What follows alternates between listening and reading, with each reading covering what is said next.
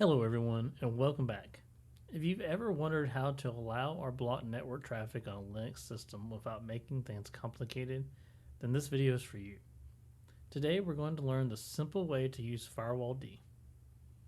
We're going to go one step at a time, and by the end of this video you'll know how to check your firewall status, allow services, open ports, remove rules, and manage everything from the terminal. There's a link to try Linode for free in the video description if you would like to follow along. Now let's jump into the terminal and get started. Before we type any commands, let's quickly understand what firewalled does. A firewall controls what network traffic is allowed into your system and what traffic is blocked. Think of it like a security guard standing at the door. If a service is approved, then traffic gets through. If it isn't approved, traffic stays outside. The good news is that firewalled makes this process much easier than manually creating firewall rules. So let's start by checking if it is installed and running. This command will check the status of the firewall, systemctl status firewalled.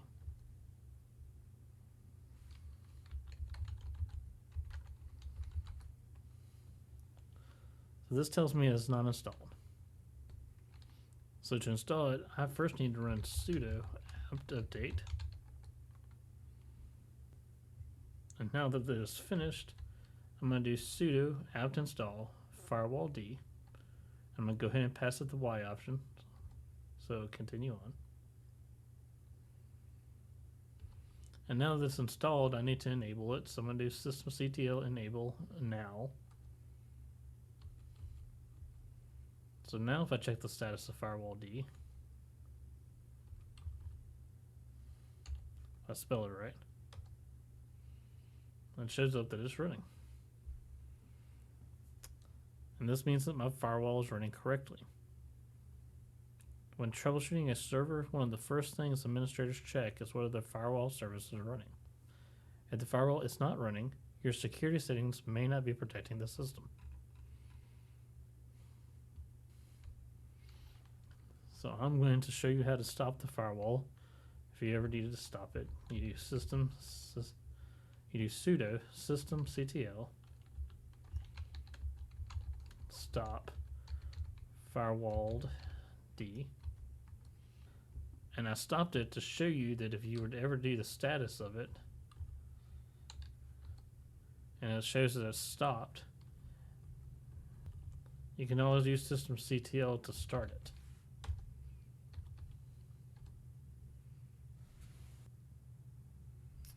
And it's already enabled, which means if our server was to restart, firewalled will start itself on its own. Servers often run unattended for months or years, so you want your firewall protection to start automatically after every reboot. Now you can use the command sudo firewall-command list-all,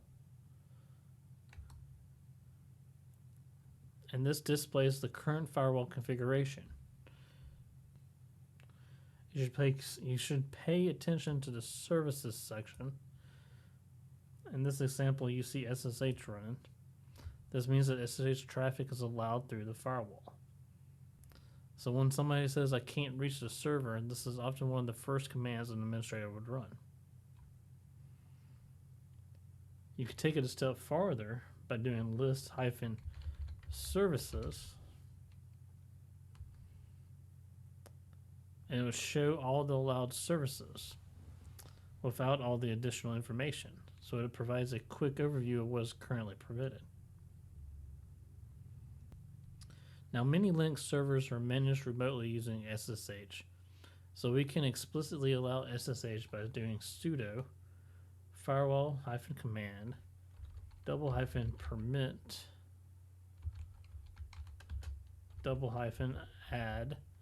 --add-service equals SSH. The word permanent means the change survives a reboot. Without permanent, the rule disappears after restarting firewalled. And we can reload the configuration by doing sudo firewall-cmd --reload. And so now, if we go back and say sudo firewalled-command --list-services, we're still going to see SSH there because it was already there. So to show you what it would look like, I don't have cockpit on my machine here, but let's say I did enable cockpit. It's going to say success. So now I'll reload and I'll list services, and you'll notice now it shows cockpit over to the side. So before remotely managing a server, administrators will make sure SSH access is allowed. Otherwise, they could lock themselves out. Let's imagine the server will host a website. Web traffic uses HTTP. So we need to allow HTTP through firewalld. To do that, again, the command is sudo firewalld-command permanent add service, this time HTTP,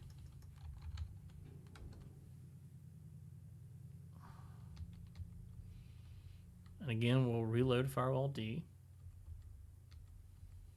and we'll list services just to verify that it added it. And so now visitors can now access websites hosted on this server.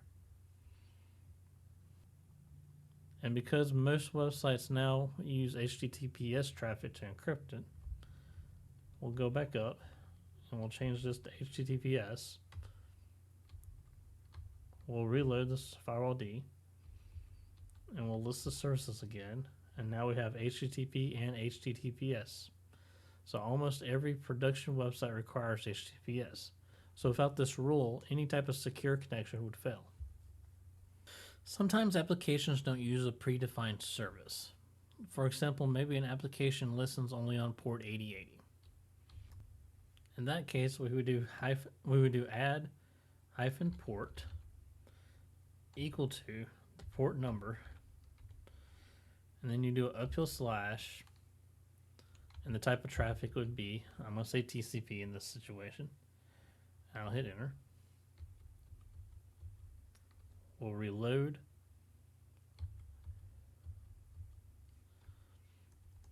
And this time I'm going to say list-ports. And you will see the new rule I just added for 8080. So this opens TCP port 8080. So firewalld now allows incoming traffic on that port. Many internal web applications run on custom ports. Opening the correct port is often necessary before users can access an application. Now let's suppose something happens and we need to remove the application. You should also close the port. And to do that, we simply change our add port to remove. You should see success, and then we'll reload, and then we'll list ports to verify. And there's no output, which means that the port is no longer allowed. And this is just good security practice to close any open ports when they're no longer needed. Now, sometimes you may need to remove a service. So let's remove HTTP, for example.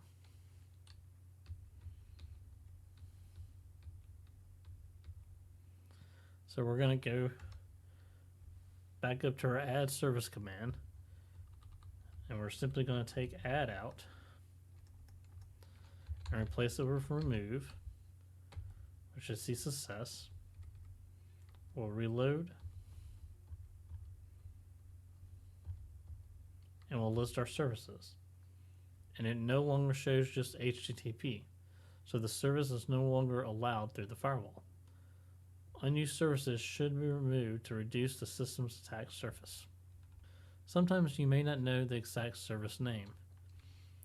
In those situations, what you can do is run sudo firewall hyphen command double hyphen get hyphen services. And this shows you service definitions already included with Firewalld.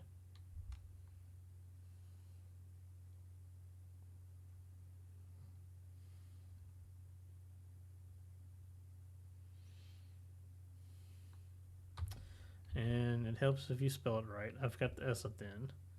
So now we go. Now I have all the services that are already included with Firewalld. So this makes configuration a lot easier because you don't need to remember port numbers.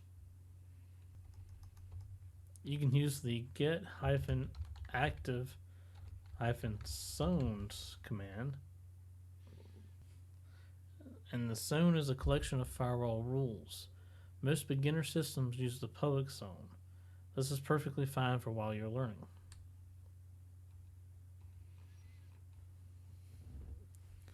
Now, the one mistake that I tend to make a lot is forgetting to run reload. So let's say if we were to add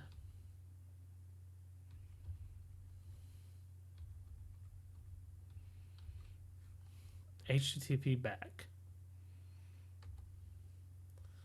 but then go straight to list services, it will not show.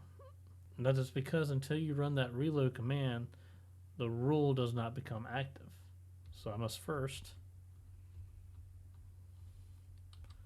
reload, now list services, and now the new rule is active. The second mistake that I see people make all the time is forgetting to use permanent. Without this word permanent here, if the machine was to reboot, this rule would disappear from firewall. And the third mistake I see a lot of people make is opening the wrong port. Always verify which port your application is actually using. You can check ports by running ss-tulnp.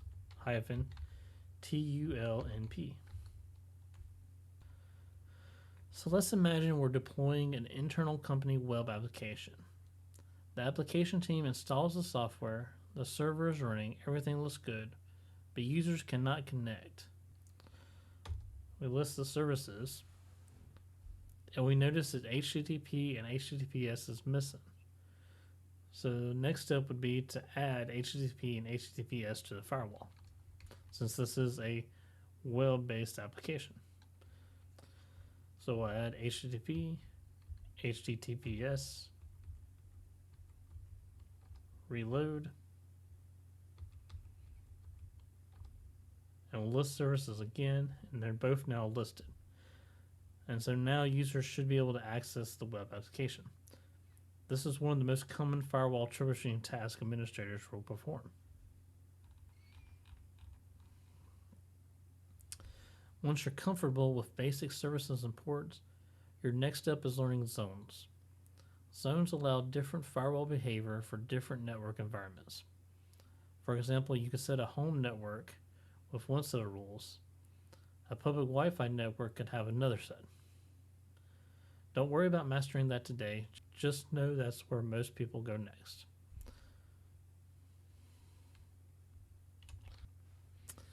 So as a quick review, today we learned how to check the firewall status. We learned how to start firewall if it wasn't already started. We learned how to enable firewall if it wasn't already enabled. We learned how to view all the rules. We learned how to allow a service. We learned how to remove a service. We learned how to open ports. We learned how to remove ports.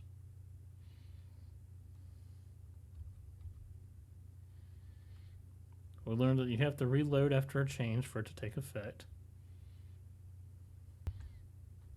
And we learned how to verify that the change took effect. And we learned how to troubleshoot some common issues.